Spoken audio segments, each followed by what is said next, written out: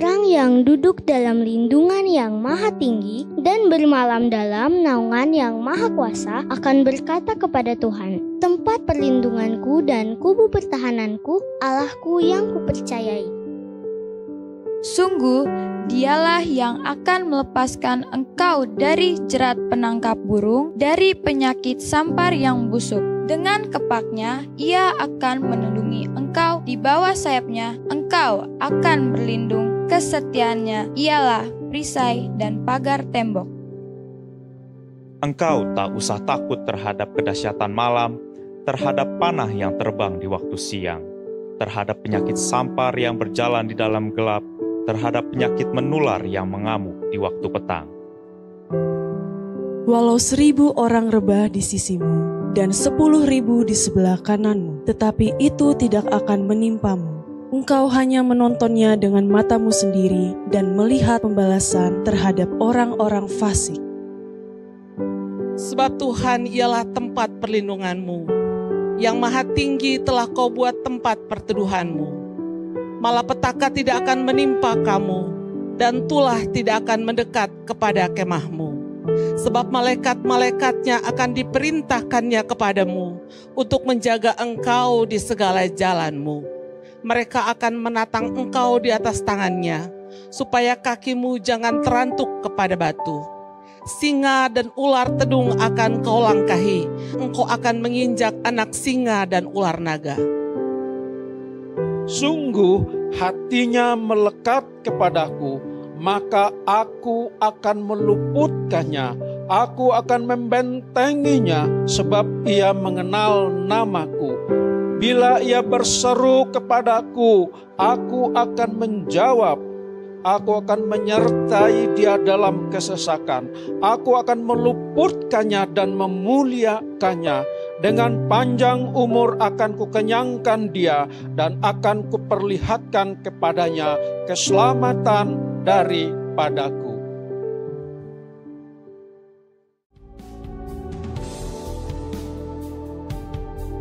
Pentakosta ketiga adalah pencurahan Roh Kudus yang dahsyat di zaman ini melebihi yang terjadi di Azusa Street.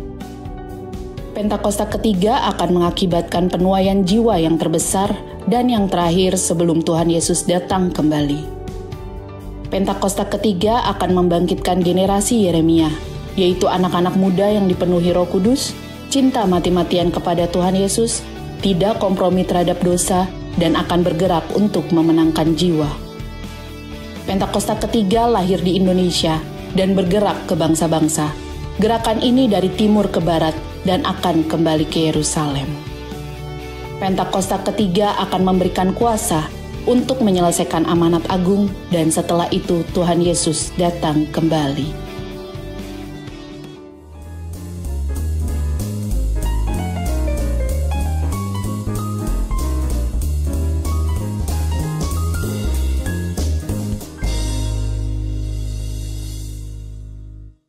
Bapak Ibu sekalian, puji Tuhan. Mari Bapak Ibu.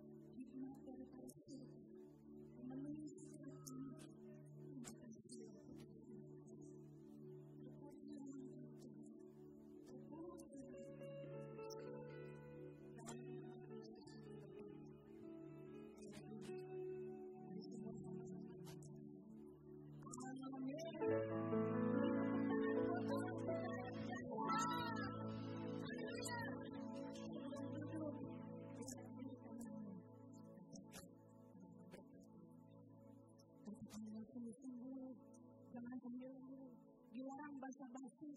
Haleluya. Boleh duduk kembali Bapak Ibu Saudara. Terima kasih Tuhan. Shalom Bapak Ibu. Ya, saya mungkin mengawali dengan memperkenalkan diri. Nama saya Tirza. Waktu dia menikah, nama saya Tirza Sabartini. Begitu sudah menikah, harus nama suami toh yang dibawa. Jadi Tirza sama lagi. Mungkin terkenal apa sama lagi. Itu marga orang Maluku Utara. Orang Tengah Timur. Haleluya. Puji Tuhan. Mari Bapak Ibu Saudara, biar kita berdoa siang hari ini firman Tuhan yang sederhana akan kita terima dan akan kita terapkan dalam hidup kita. Amin. Mari kita buka sama-sama Bapak Ibu Saudara dari Kisah Para Rasul 1.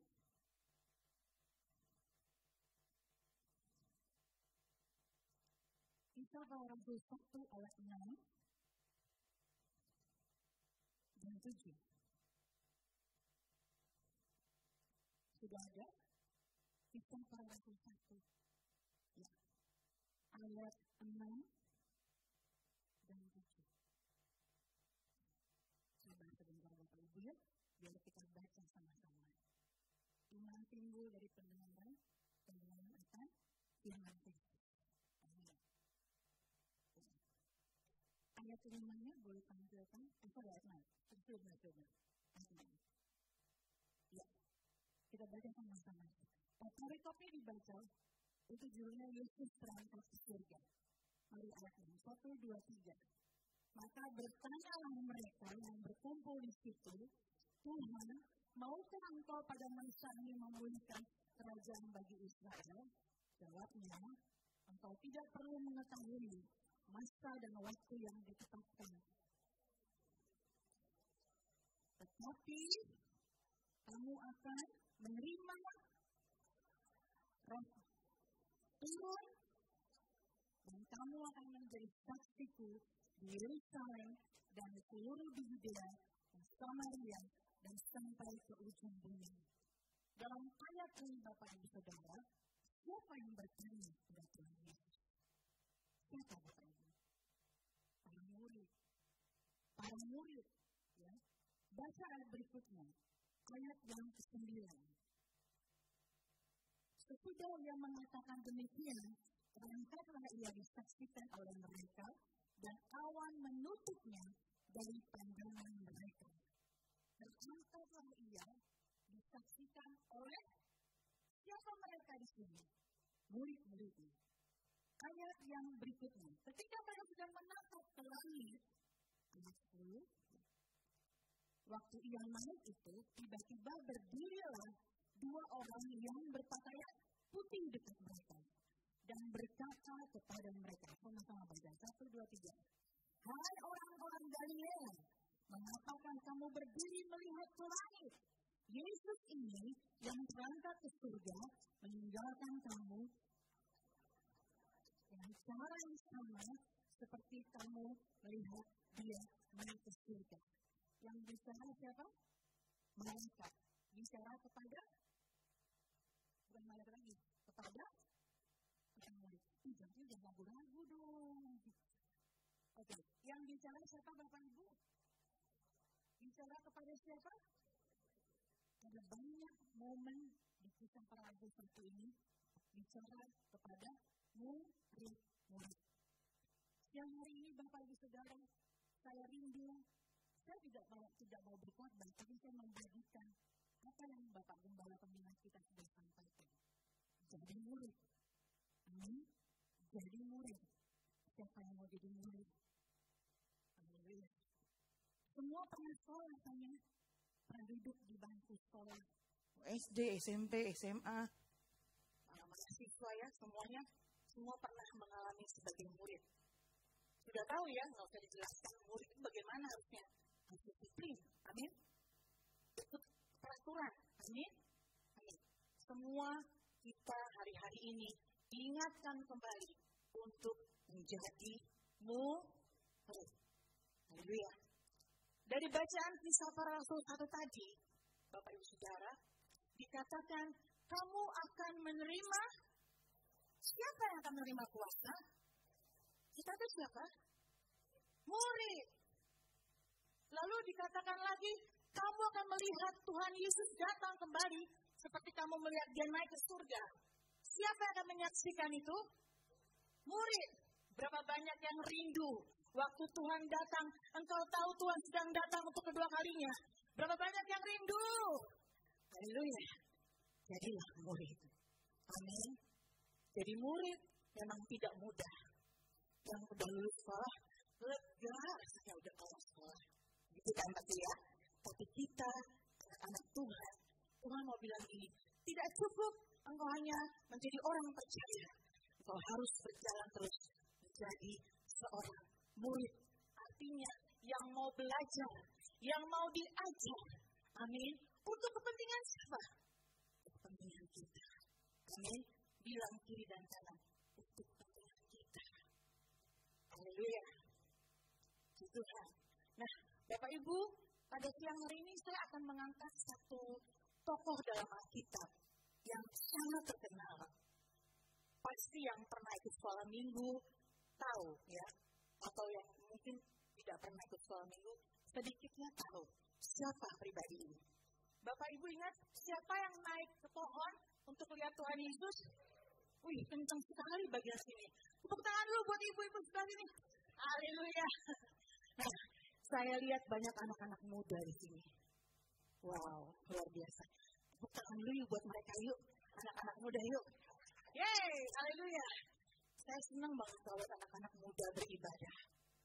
Ya, tapi kayaknya anak mudanya nggak senang ya. Senang nggak anak-anak muda bisa beribadah? Sama-sama. Gitu ya. Haleluya. Nah, Bapak Ibu Saudara, ini waktunya di mana semua kita, yang senior, yang junior, anak-anak muda, menjadi murid. Bukan berarti ke sekolah, bukan. Tapi dalam kehidupan sehari-hari, kita mau berperilaku sebagai murid yang mendengar apa yang menjadi tuntunan Tuhan. Apa hari-hari ini yang Tuhan minta buat kita lakukan. Amin. Kalau boleh tahu, kalau tidak keberatan, berapa banyak yang sudah bergabung di KUL? Boleh angkat tanganmu. Wih, keren, luar biasa. Wah, banyak, haleluya. Berapa banyak yang sudah mulai ikut KOM? KOM 100. Haleluya. KOM 200. Wih, masih angkat tangan. KOM 300. Oh, belum. Oke. Soon harus join. Amin. Harus. Setiap kita harus diperlengkapi. Amin. Bilang kiri kanan. Diperlengkapi. Ada sih yang nggak boleh bilang apa-apa. Nanti Tuhan yang bilang lagi. Diperlengkapi. Karena Tuhan mau pakai setiap kita. Amin. Apakah Bapak Ibu mau dipakai Tuhan? Mau kan? Rindu nggak dipakai Tuhan? Atau nggak usah Tuhan, kayak begini aja, biasa-biasa aja. Hari Minggu pokoknya ke gereja, kasih perpuluhan, kasih persembahan, tapi nggak usah melayani. Waduh, jangan sampai seperti itu Bapak Ibu Saudara. Kita ada karena Tuhan ingin memakai setiap kita. Amin, amin. Yang anak-anak muda, amin. Nah gitu dong, haleluya. Puji Tuhan. Nah, Sakeus Bapak Ibu. Kita buka Lukas 19. Yuk, cepat saja. Waktunya cepat sekali ya berjalan. Lukas 19. Sakeus. Semua sudah tahu siapa Sakeus. Ya. Mungkin ada yang bisa bantu saya. Siapa itu Sakeus? Memungut cukai. Udah. Sekarang yang bagian ini udah nggak boleh jawab. Yang lain nggak kebagian. Ya. Jadi memungut cukai. Apa lagi? Siapa dia? Tahu nggak Sakyus itu siapa? Status sosialnya dia adalah orang kaya. Dibilangin jangan jawab, Bu. Aku bagian sini ntar. Bercanda ya, Bu, bercanda. Jadi Sakyus itu adalah pemungut cukai orang kaya. Tapi dalam kehidupan sehari-hari, dia termasuk orang yang ditolak. Karena nggak banyak orang yang mau bergaul sama dia. Karena dia pemungut cukai. Ya, dia mungkin suka memotong atau mengambil ya seperti pajak gitu ya dari orang-orang tertentu. Banyak mungkin, jadi banyak orang yang gak suka sama dia. Nah hari itu Bapak Ibu, lihat di Lukas 19 ayat 1, kita lihat, Yesus masuk ke kota Yeriko. Kemana Bapak Ibu? Yeriko. Yesus sedang berjalan, terus melintasi kota itu. Nah, dipercayai bahwa hari itu adalah beberapa hari menjelang Tuhan Yesus disalibkan. Lihat ya Bapak Ibu ya, Tuhan Yesus membuktikan dia Tuhan. Amin. Sekalipun dia tahu beberapa hari kemudian dia akan disalibkan, tidak membuat dia berhenti untuk berjalan mengelilingi kota yang dia datangi untuk mencari orang-orang yang memerlukan pengajarannya, untuk memerlukan jamahannya, memerlukan doa, memerlukan segala sesuatu yang diperlukan. Itu Tuhan Yesus. Hari itu Sakyus dengar. Ya, Sakyus rupanya dengar. Saya dengar dalam hati ya. Tuhan Yesus mau datang. Oke, mungkin dia nggak tahu Tuhan Yesus Tuhan. Jadi cuma dia bilang, Yesus mau datang ke kota ini. Waduh, saya mau lihat dia. Nah, firman Tuhan bilang begini Bapak Ibu. Coba Bapak Ibu lihat di Lukas 19 sama-sama ya. Dibilang di situ gini. Ia berusaha, dia tiga. Ia berusaha untuk melihat orang apakah Yesus itu. Berusaha untuk melihat. Kalau berusaha kira-kira ada sesuatu yang dilakukan enggak? Ada.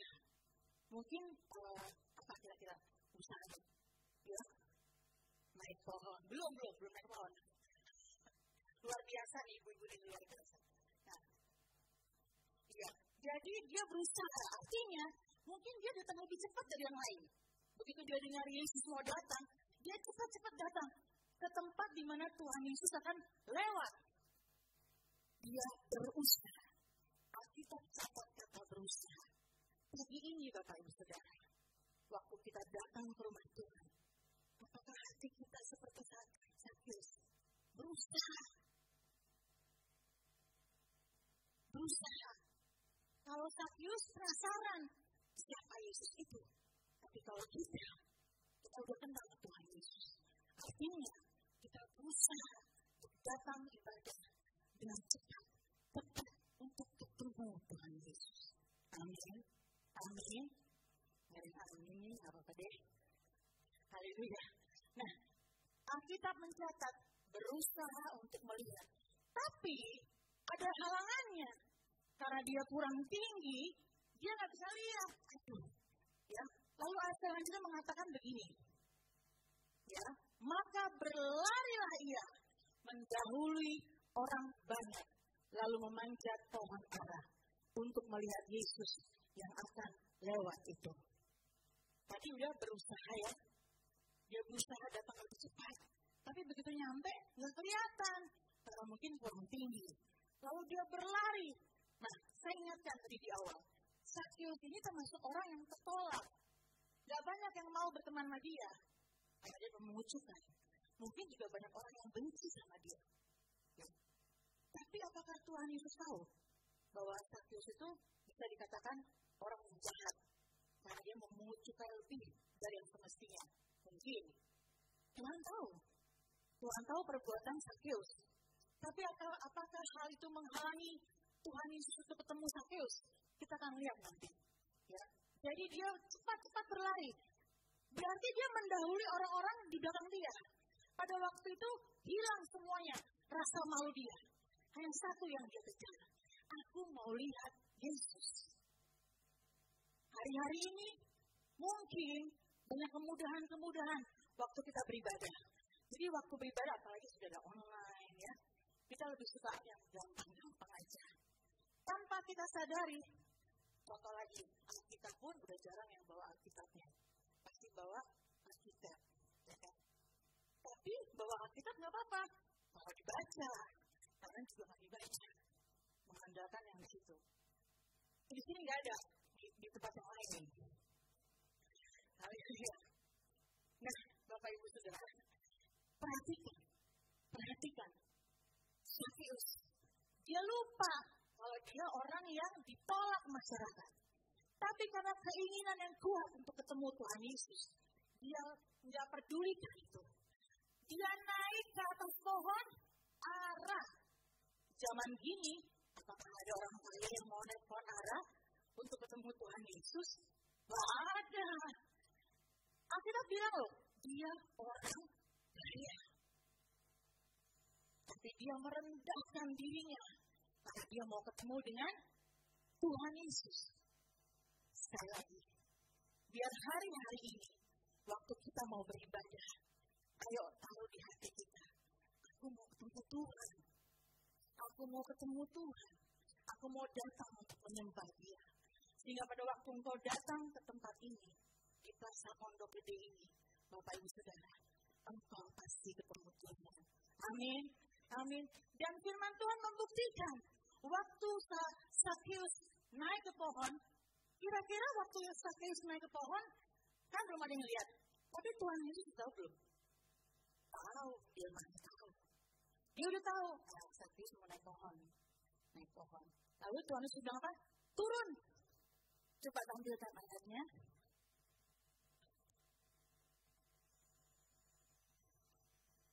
Lukas 19 tadi. Ditampilkan di ayat yang kelima. Oh, ada gangguan. Apa?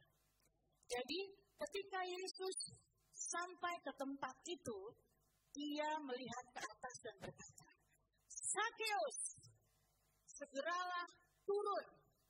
Sebab hari ini aku harus menumpang di rumahmu. Lihat ya, maksudnya Sakeus itu cuma mau tahu loh. Dia cuma mau tahu. Tapi Tuhan lihat hatinya. Dia berusaha. Dia buang semua status sosialnya yang membuat dia malu. Dan mungkin agak dia lebih suka menyendiri. Menarik dirinya dari keramaian. Karena statusnya. Tapi itu tidak dia pedulikan. Bahkan dia orang kaya, dia rela naik ke pohon untuk ketemu Tuhan Yesus. Makanya dapat bonus dari Tuhan. Sakeus, turun. Kalau Anda menjadi Sakeus, pasti berbunga-bunga. Kaget. Orang cuma mau lihat siapa Yesus, disuruh turun. Bahkan Yesus mau menumpang di rumahnya. Luar biasa. Sekali lagi, Tuhan Yesus tahu nggak siapa Sakeus? Tahu. Tapi apakah itu menghalangi Tuhan Yesus untuk berbicara kepada Sakeus? Tidak. Hari itu, waktu Tuhan Yesus suruh Sakeus turun, Sakeus mengalami perjumpaan dengan Tuhan Yesus. Pengalaman perjumpaan dengan Tuhan Yesus membuat Sakeus mengalami disembuhkan, dimenangkan, ya, dia mengalami dipulihkan dari setiap sudut-sudut hatinya yang mungkin terluka dan mungkin tidak bisa lagi bergaul dengan banyak orang dengan statusnya. Bahkan firman Tuhan bilang, dia mengatakan kepada Tuhan Yesus, ya Bapak Ibu kalau dibaca di ayat yang ke-8 dikatakan, tapi Sakeus berdiri dan berkata kepada Tuhan, Tuhan, setengah dari milikku akan kuberikan pada orang miskin.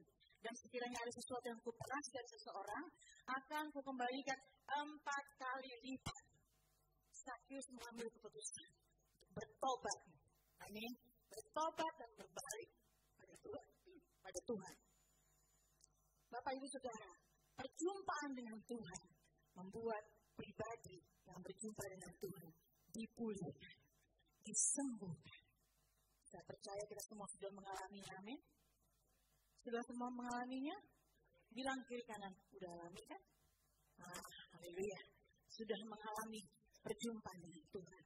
Dan hari itu Tuhan membuat Sakeus bergerak hatinya mengembalikan apa yang menjadi milik-milik orang yang sudah dia ambil mungkin dengan sedikit paksa pada waktu itu. Dan Tuhan pulihkan Sakeus. Tadi di awal saya mengangkat tema menjadi murid. Sakeus latar belakangnya bukan orang percaya, tapi dengan responnya kepada Tuhan. Dia mau melakukan bagiannya, yaitu mengembalikan, bertobat, melakukan hal yang tadinya jahat, dia kembalikan semua sebagai bukti pertobatan. Itu seorang murid. Amin. Murid belajar dari apa yang dialami dalam hidupnya untuk terus memperbaiki supaya terus bisa berjalan dengan Tuhan. Berapa banyak yang hidupnya rindu, selalu dituntun Tuhan, selalu diberkati Tuhan. Amin.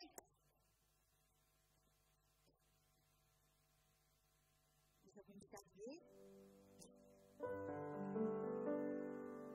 Tiada pernah ku ragukan kasih setiamu ya Tuhan. Setiap waktu dalam hidupku, tak pernah kau tinggalkan. Meski langit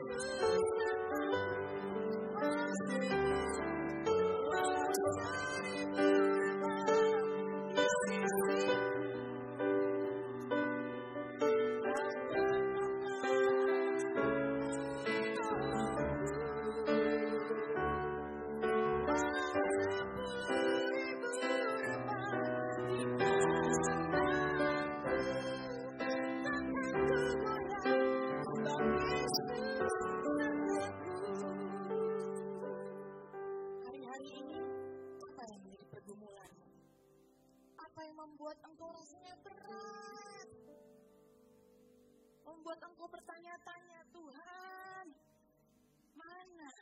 mana mujizat itu, mana jalan keluar itu.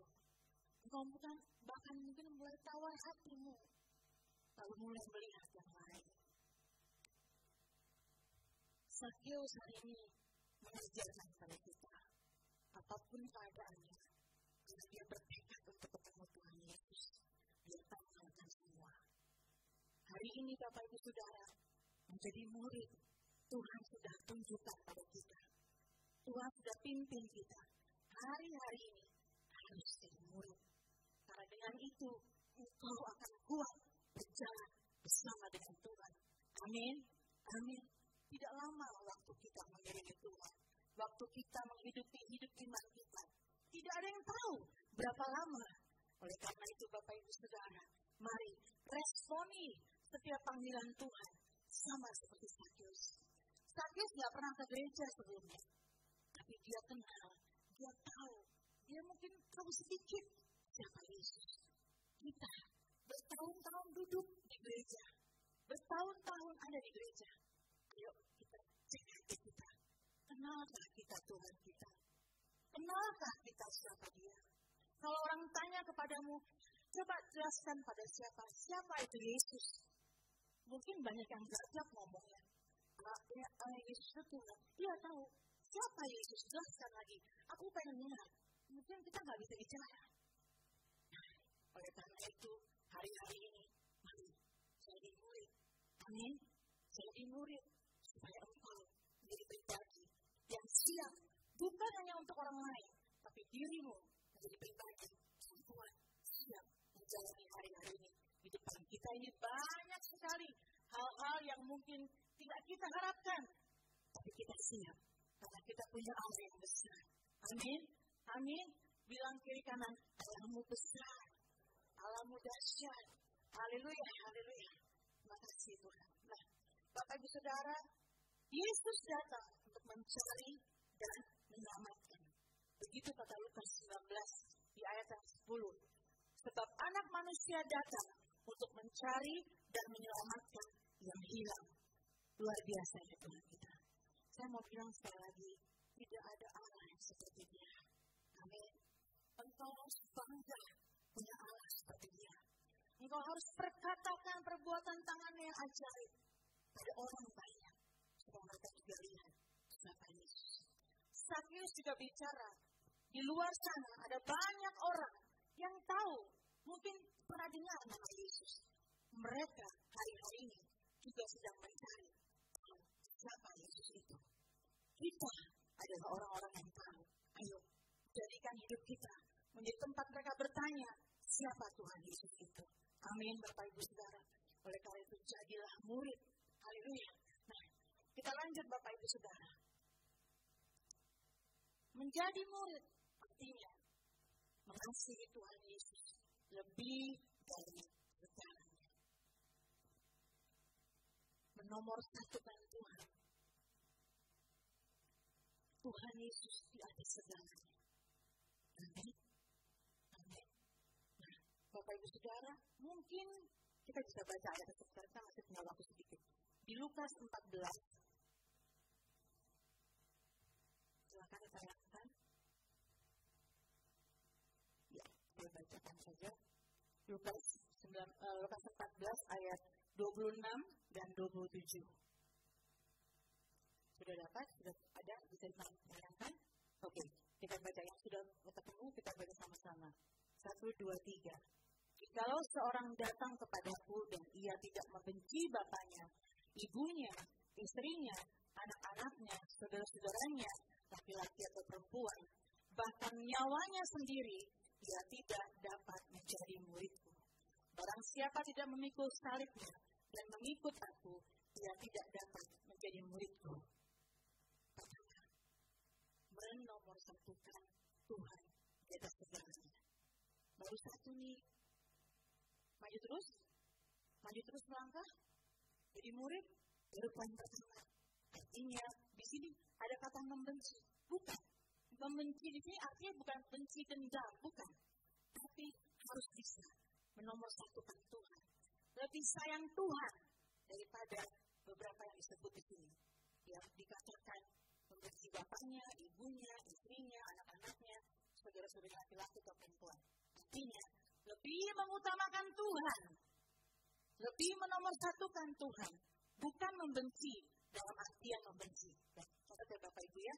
Jadi jangan keluar dari sini bilang, kita bilang, barang siapa, dikatakan gini, barang siapa, jika seorang datang kepadaku dan tidak membenci bapaknya, dan keluar dari sini bilang, kata firman Tuhan, harus benci bapaknya. Salah ya, bukan ya. Jawab, dibaca yang benar. Artinya lebih menomorsatukan Tuhan. Yang pertama, menjadi murid adalah lebih menomorsatukan Tuhan. Mengasihi Tuhan Yesus lebih dari segalanya. Siap? Siap? Ini ada yang siap loh. Siap? Amin. Haleluya. Berikutnya Bapak Ibu Saudara. Memikul salib. Tadi kita udah baca ya di ayat selanjutnya, ayat 27. Barang siapa tidak memikul salibnya dan mengikut aku, ia tidak dapat menjadi murid. Memikul salib. Saudara ingat waktu Tuhan Yesus pikul salib menuju Golgota? Ya, ada banyak hal yang terjadi. Tuhan nggak minta kita pikul salib seperti itu, bukan. Tapi Tuhan mau bilang ini, kalau hari-hari ini engkau sedang menghadapi waktu-waktu yang sukar, pergumulan yang berat, pikul itu dan bersyukur. Disitulah kita akan mengalami mujizat Tuhan. Amin. Amin. Haleluya. Berikutnya Bapak Ibu Saudara. Cepat saja kita akan. Ya. Sekali lagi, yang pertama tadi apa? Mengutamakan Tuhan lebih dari segalanya. Yang kedua adalah memikul salib. Amin. Setiap orang yang mau mengikut aku, ia harus menyangkal dirinya. Memikul salibnya setiap hari dan mengikut aku. Menyangkal diri juga bisa bicara harus berani untuk bilang, mungkin pada waktu ada kejadian, engkau tersinggung dengan perkataan orang. Harus bilang begini, tidak, aku tidak tersinggung. Karena ada kasih Kristus dalam hidupku. Ucapkan demikian, maka tidak ada celah untuk iblis buat kita. Jadi orang yang tersakiti, sakit hati apalagi pendendam. Amin Bapak Ibu. Ini hari-harinya di mana kita semua harus menuju pada satu panggilan Tuhan. Menjadi murid supaya kita siap pada waktu Tuhan Yesus datang untuk kedua kalinya. Ya, berikutnya Bapak Ibu Saudara. Tinggal dalam firman Tuhan. Tinggal dalam. Tadi saya lihat ada tuntunan untuk baca, ada hebat ya, grup hebat. Baca firman Tuhan. Ada banyak yang ikut di sini. Ada anak muda, ayo ikut ya. Ayo, ini waktu kalian loh. Anak-anak muda, ini waktunya kalian. Ini masanya Tuhan sudah pakai kalian. Ayo, bangkit. Bangkit generasi Yeremia. Amin. Amin. Mana generasi Yeremia? Ah, kurang. Mana generasi Yeremia? Nah, itu dia. Semua yang mau jadi generasi Yeremia, saya juga mau. Pada umurnya udah enggak ya. Haleluya. Nah, Bapak Ibu Saudara, ini waktunya kita semua tinggal dalam firman Tuhan. Artinya apa Bapak Ibu Saudara? Tinggal dalam firman Tuhan. Artinya, baca firman Tuhan. Kalau baca firman Tuhan, bukan gini.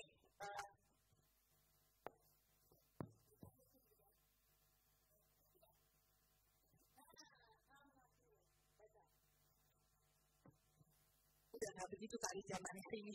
Kan ada tuntunannya ya. Baca kitabnya. Habis dibaca, udah jangan. Dah selesai. Jangan. Habis baca, sambil doa, renungkan firman Tuhan. Harus dapat sesuatu dari apa yang kita baca. Baru kita bilang, hidup dalam firman Tuhan. Bapak Ibu Saudara, saya mau bilang gini. Ini kita buku paling hebat. Gak ada yang seperti ini, gak ada. Boleh dicek. Nubuatan-nubuatan yang terjadi saat ini. Peristiwa yang terjadi hari-hari Timur Tengah. Nih, penggenapan ini. Semua sedang belajar ini. Karena di sini sudah diberitahukan. Ribuan tahun yang lalu. Dan terjadi hari-hari ini. Lalu kita nggak bangga. Kita nggak merasa perlu baca kitab. Jawab sendiri Bapak Ibu. Orang lain mencoba belajar ini. Belajar. Salah satu teman suami saya nggak perlu sebut dari pesantren mana, tapi dia termasuk anak dari yang punya pesantren besar di Jawa Timur. Disuruh cari kelemahan Alkitab. Dia sampai tahajud untuk mencari kelemahan Alkitab. Tidak dia temui. Justru karena dia disuruh mencari kelemahan Alkitab, membuat dia penasaran. Dia baca semuanya. Dia dijamah Tuhan. Waktu dia mencoba mencari kelemahan-kelemahannya, justru pada waktu itu dia ketemu Tuhan. Lalu kita yang udah bertahun-tahun pegang ini, oke sekarang kita banyakkan pegang ini ya. Nih. Udah saya udah baca kitab. Dari mana? Tadi di mana ya lupa. Nah, baru baca. Ayo, mulai hari ini kita paksa diri kita harus baca Alkitab setiap hari. Baca bukan satu ayat tuh sudah tahu tanya dari mana? Lupa ya gimana? Kalau baca setiap hari, minta Roh Kudus tuntun supaya kita nangkep artinya. Tuhan nggak minta kita baca 30 pasal, mungkin kan? Ya. Baca satu pasal, oke. Kebanyakan Bu, oke. Satu perikop, tapi baca dengan sungguh hati. Supaya hidupmu dalam firman Tuhan. Saya pun berjuang untuk ini. Mendisiplinkan diri saya. Waktu saya mulai sampai saya bekerja Bapak Ibu. Saya masih bekerja di kantor konsultan hukum. Pulangnya juga malam. Tapi setiap mau tidur, saya ada ngomong, kamu belum baca Alkitab loh. Bangun. Ya, padahal udah jam 2 saya Kalau ngantuk, cuci muka dulu, ya. Kalau perlu minum asam-asam biar melek. Kita harus begitu Bapak Ibu saat ini, ya. Karena waktu ini terus berjalan. Merasa nggak waktu itu sangat singkat hari ini, ya? Cepat sekali. Ini bulan Juli minggu depan sudah selesai, 25 Juli. Nah, ayo kita paksa diri kita. Para orang tua, perhatikan anak-anakmu. Perhatikan anak-anakmu. Baca Alkitab. Anak-anak saya sudah besar. Jadi setiap hari saya cerewet, nggak apa-apa. Dibilangin cerewet juga nggak apa-apa. Baca Alkitab belum? Aduh, si bunda ini udahlah. Iya udah, gimana? Nah, kan ketahuan kan?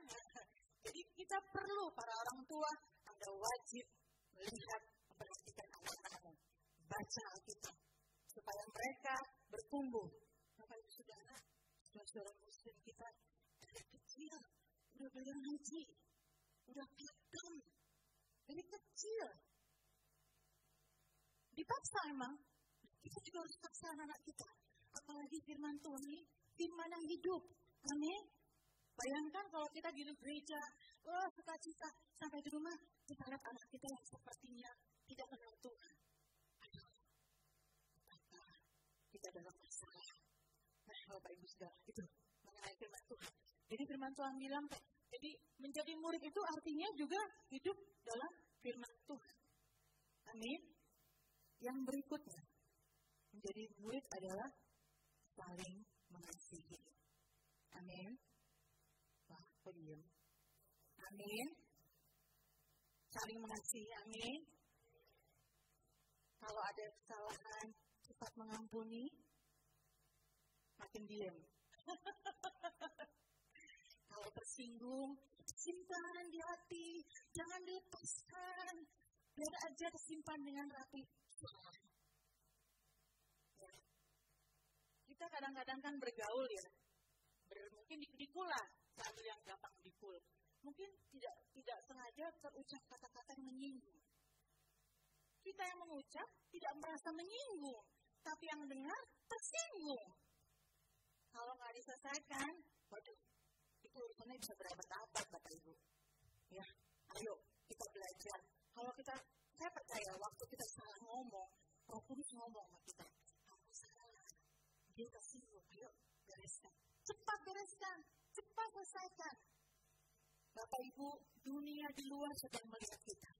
Katanya anak Tuhan berantem melulu. Katanya ke gereja setiap minggu. Tapi mukanya kayak pepaya, panjang. Gak ada senyum-senyumnya. Gak ada kasih. Aduh, itu lebih parah lagi. Jadi Bapak Ibu, ayo kita benahi hidup kita. Kita jadi murid. Kita punya kasih dalam hidup kita. Sebelum kita mengasihi yang lain, harus lihat diri kita dulu. Ya. Amin? Amin? Kita harus jaga. Terlebih lagi mengasihi Tuhan. Dan sesama, ya, seperti kita mengasihi diri sendiri. Amin? Mau orang tua ke anak-anak, anak-anak ke orang tua. Di zaman ini memang banyak, saya juga, kebetulan saya rombongan ke kantor, ya, bisa dibilang rocker, rombongan kereta, naik kereta setiap hari.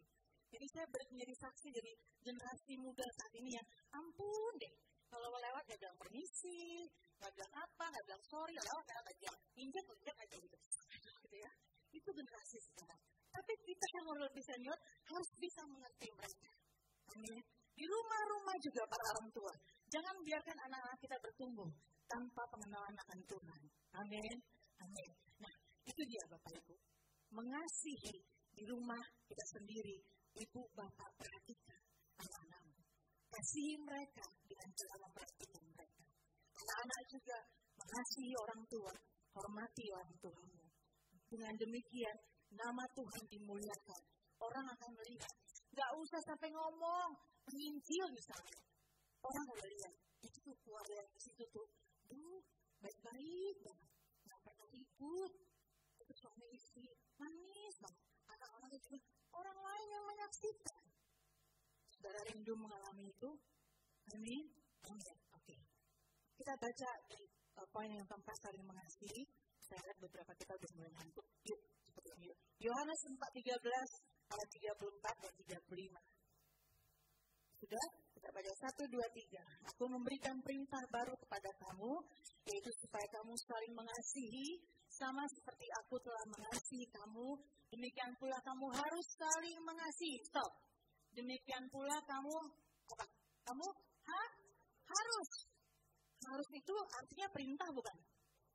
Nah, harus. Boleh tawar nggak? Boleh. Harga mati. Harus, kata firman Tuhan. Harus saling mengasihi. Dengan demikian semua orang akan tahu bahwa kamu adalah murid-muridku. Yaitu jika kamu saling mengasihi. Amin. Bilang kiri kanan, saling mengasihi. Praktek ya sampai di rumah ya. Gak gampang, tapi itulah yang namanya menjadi murid. Ya. Oke, yang terakhir, poin terakhir. Beritakan Injil. Amin. Amin. Mungkin ada yang bilang, ini dia nih, susah nih. Gimana caranya? Kalau udah ketemu, bisa ngomong gitu kan. Enggak, Roh Kudus pasti tolong kita. Setiap keluar dari rumah Bapak Ibu, minta Roh Kudus pertemukan kita dengan satu pribadi. Pada waktunya, kita mungkin nggak sengaja bilang, puji Tuhan ya. Dia bilang, puji Tuhan. Kenapa kamu bilang puji Tuhan? Nah, ada maksud. Kenapa mesti memuji Tuhan? Kira Tuhan Yesus baik, gini gitu. Itu dia. Mau Bapak Ibu Saudara? Jadi Anda menjadi jemaat Tuhan yang bukan hanya minggu ke gereja, ikut home, tapi menutup diri untuk tidak melayani, ya. Hanya aktif-aktif aja, tapi nggak mau melayani misalnya. Atau juga tadi yang saya bilang tadi, bersaksi. Poin terakhir tadi menjadi murid adalah beritakan Injil. Amin. Amin. Nggak mudah, tapi harus dimulai. Sekali mulai, berikutnya Anda akan ketagihan untuk menginjil. Bapak Ibu, di luar sana, mungkin keluarga kita, mungkin keluarga dekat kita, mereka sedang berjalan menuju ke kebinasaan. Apakah Anda akan diam melihat mereka berjalan dalam kebinasaan? Jangan diam. Lakukan sesuatu. Beritakan Injil. Paling efektif, doa. Lalu lewat hidup kita. Ada istilah yang lagi ngetren. Display and declare. Tunjukin bahwa kita adalah pribadi dalam Kristus. Amin. Amin. Sekali lagi, tidak mudah. Tapi sekali kita melangkah, Tuhan yang mampukan kita. Amin. Bilang kiri kanan, Tuhan yang mampukan kita. Mari kita bangkit berdiri.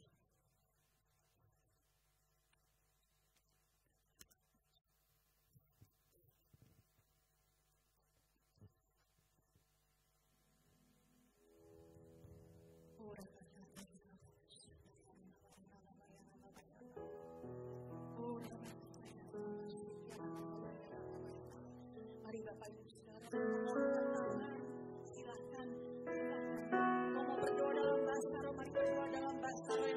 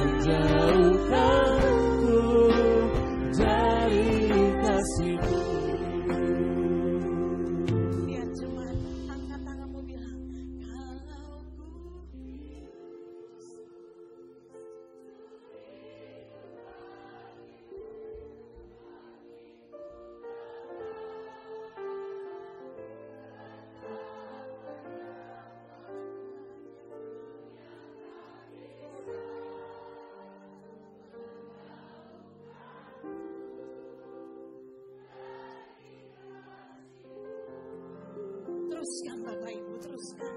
Dengan sungguh-sungguh katakan. Ya Tuhan, ya Tuhan, ya Tuhan.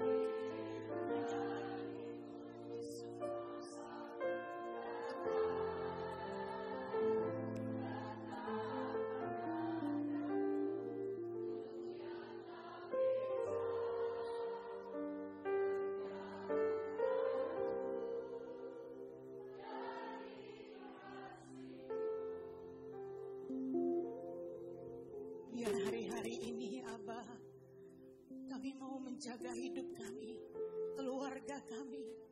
Kami mau jadi murid Tuhan, supaya waktu Tuhan datang kedua kalinya, kami ada Tuhan. Kami ada Tuhan Yesus. Kami percaya Tuhan, kalau hari-hari ini mungkin ada di antara kami sedang mengalami masa-masa yang sukar, masa-masa yang sulit, pergumulan yang berat. Tuhan, kami tetap percaya Yesuslah penolong kami. Engkaulah jawaban dalam hidup kami. Biar kami semua tetap bersyukur Tuhan, karena kami tahu siapa yang kami sembah. Karena kami percaya Allah kami dahsyat, Allah yang memberikan jalan keluar buat kami, Allah yang tidak pernah meninggalkan kami. Bahkan pada waktu kami mengalami pemurnian, Engkau ada bersama-sama dengan kami Tuhan. Engkau tidak pernah meninggalkan kami. Terima kasih untuk firman-Mu hari ini Tuhan. Aku sudah selesai bicara. Ampuni Tuhan kalau ada kata-kata yang tidak berkenan di hadapan-Mu. Tuhan, aku berdoa biar setiap pribadi di ruangan ini Tuhan, pada waktu mereka keluar kembali ke rumah mereka masing-masing, Tuhan Yesus, biar Roh Kudus ingatkan senantiasa untuk terus menjaga hidup kami tetap berkenan di hadapan Tuhan. Terima kasih Tuhan Yesus, terima kasih. Terpujilah Engkau Tuhan. Dalam nama Yesus kami berdoa. Mari semua sama-sama katakan amin. Tuhan Yesus memberkati Bapak.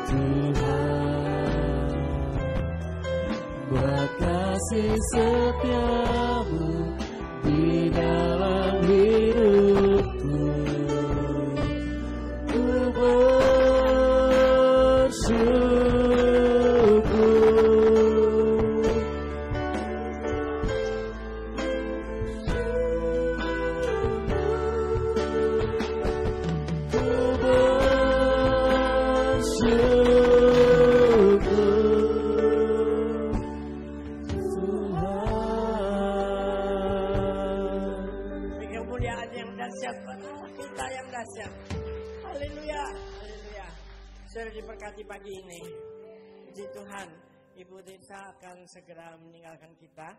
Ini merupakan salah satu penggenapan firman yang disampaikan tadi, menjadi berkat, menjadi saksi di mana beliau berada. Di kantornya ada ibadah siang ini. Kalau mau dia bisa batalin pelayanan ini. Kantor penting dong, kasih duit. Tapi dia katakan pada bos, saya harus pelayanan dulu, datangnya telat. Itulah bukti kita mendahulukan Tuhan Yesus. Mari kita berdoa. Tuhan banyak.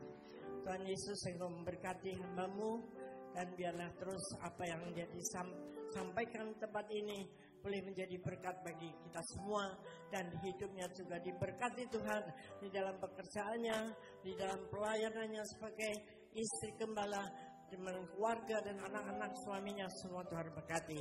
Kami serahkan kehidupannya sepenuhnya di dalam kasih karunia dari Allah Bapa di surga. Terima kasih Tuhan Yesus. Haleluya, haleluya. Mari kita akan mempersiapkan hati kita untuk mohon berkat Tuhan pada hari ini. Sepanjang hidup kita menjadi berkat dimanapun kita berada.